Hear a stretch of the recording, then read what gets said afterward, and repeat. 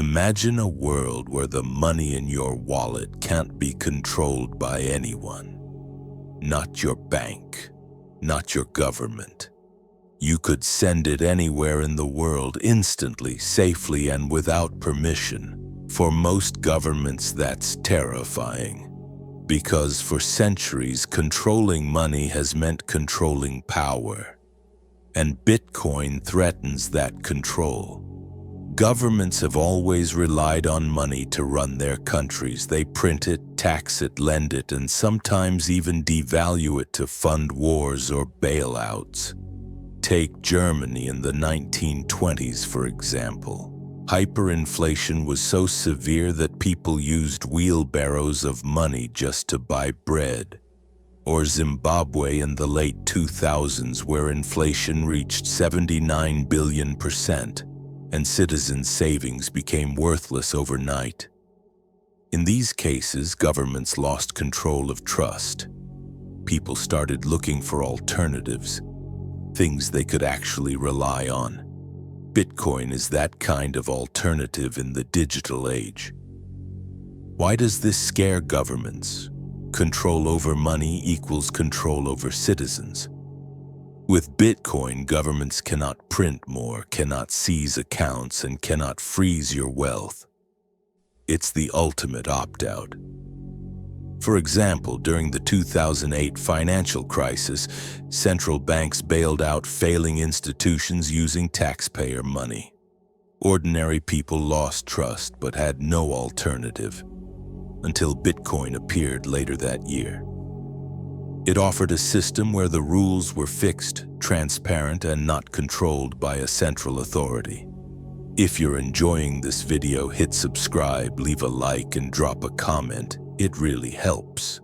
Governments have taken notice. China banned Bitcoin mining and exchanges outright, citing financial risk and loss of control.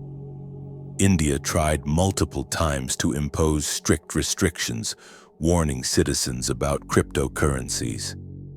Even in the US and Europe, regulators carefully monitor Bitcoin and other digital assets, trying to impose rules. They fear a world where people can store wealth outside the system and bypass taxes, capital controls, or monetary policy. Bitcoin is often called digital gold, and for good reason. Gold has historically allowed individuals to store wealth independently of governments. Think of people hiding gold during wars or political upheavals.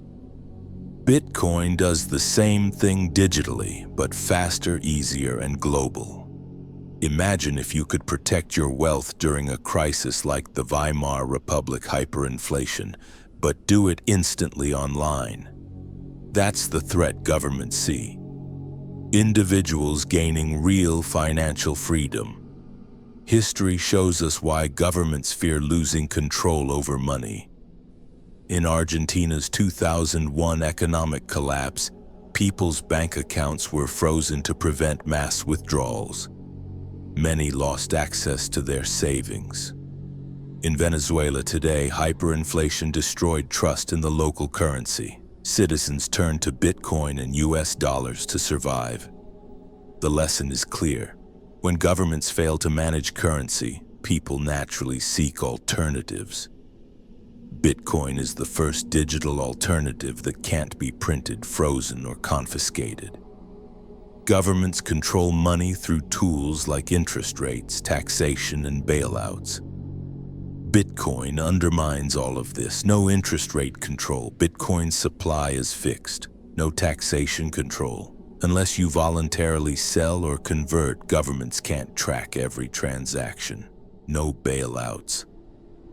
Bitcoin doesn't rely on central banks. Its stability comes from code and network consensus. This makes Bitcoin a direct challenge to traditional power structures. Some governments fear Bitcoin could enable dissent. In authoritarian states, citizens could move wealth outside government reach. In democratic states, people might question monetary policy or resist inflationary currencies. Even seemingly minor financial freedoms can feel threatening to regimes accustomed to centralized control. Bitcoin isn't just digital money, it's digital freedom. It allows anyone anywhere to control their wealth. It resists censorship. It's transparent and predictable. For governments used to shaping economies with a few levers, that's disruptive. So why do governments fear Bitcoin? Because it shifts control from the few to the many. It protects citizens from hyperinflation, freezes, and manipulation.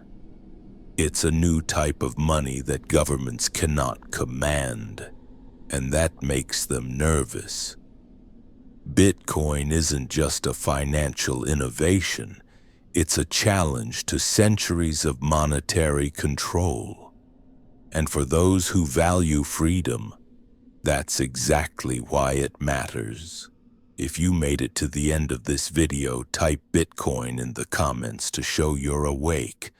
And don't forget to subscribe to stay part of the revolution.